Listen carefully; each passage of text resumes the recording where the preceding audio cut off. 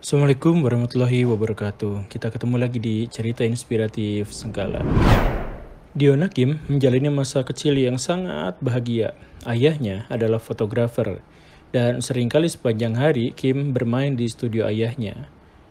Tetapi kisah manis itu tidak berlangsung lama. Ketika usia Kim 5 tahun, ayah dan ibunya bercerai. Dan ketika ia hidup sangat berkesusahan dengan ibunya, bahkan menggelandang karena tak mampu sewa rumah, si ayah menghilang entah kemana. Hari berganti hari, Diona Kim yang hidup dalam serba kekurangan berusaha melawan kemiskinan dan kelemahannya. Ia masuk sekolah, lalu sekolah lagi, sampai universitas. Pengalaman masa kecilnya yang suka bermain di studio fotografi ayahnya menuntunnya menjadi seorang fotografer profesional. Ia mendapatkan penghasilan cukup dari sana. Sampai suatu kali di Honolulu, ketika Kim sedang membuat proyek fotografi gelandangan, ia menemukan seorang pria yang agak tua yang sedikit banyak ia kenali.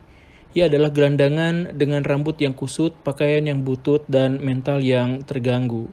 Kim mencoba mengingat-ingat sampai yakin bahwa itu adalah ayahnya sendiri, ayah yang menghilang sejak usianya 5 tahun. Ia bahkan sangat kagum mengapa ia bisa mengingat sampai sedetail itu. Ketika Kim berusaha mengajaknya berkomunikasi, si ayah sedikit banyak bisa menceritakan kehidupannya, yang ternyata cocok sekali dengan pengalaman Kim. Tetapi sang ayah nampaknya sudah mengalami gangguan mental sehingga susah sekali untuk diajak bicara. Bahkan ia berbicara dengan agak melantur. Butuh waktu berminggu-minggu agar Kim yakin bahwa ia adalah ayahnya, dan si ayah mengakui itu. Kemudian kuasa Tuhan benar-benar terbukti. Ayah Kim tidak ditemukan pada suatu waktu di tempat yang biasa ia tempati. Ia ternyata kena serangan jantung dan warga melarikannya ke rumah sakit. Di rumah sakit itulah ia mendapatkan perawatan intensif. Tim medis ternyata berhasil bukan hanya mengobati fisiknya tetapi juga mentalnya. Si tua gelandangan itu ternyata sedikit demi sedikit pulih, mengenal masa lalunya dan semakin benar-benar yakin bahwa ia telah bertemu dengan putrinya. Perasaan haru menyelimuti dua manusia itu. Ternyata, karena fotografi, Kim mengenal masa kecilnya. Karena fotografi, ia memilih profesinya. Dan karena fotografi, ia menemukan ayahnya yang hilang.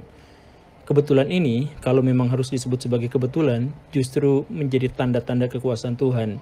Dialah yang memisahkan dan dia pula yang mempersatukan.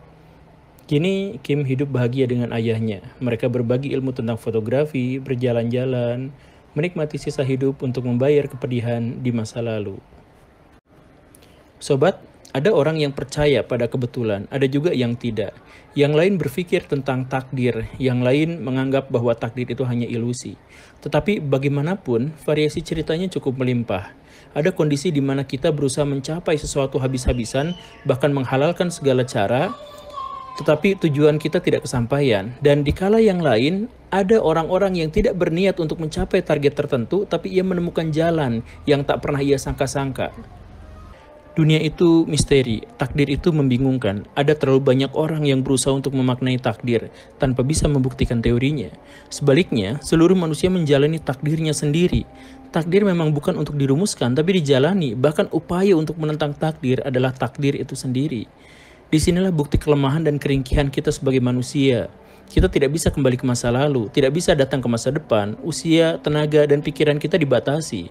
Kita hidup tergantung pada orang lain dan kita menjalani semua hal atas energi yang tidak pernah kita pahami. Sudah banyak orang yang berkata, tapi mari kita renungkan kembali bahwa kita hanya bisa bicara, bertindak, dan berkarya, tapi tak ada yang sepenuhnya bisa kita kuasai. Semoga dengan ini semua kita bisa memahami makna kehidupan. Terima kasih. Assalamualaikum warahmatullahi wabarakatuh.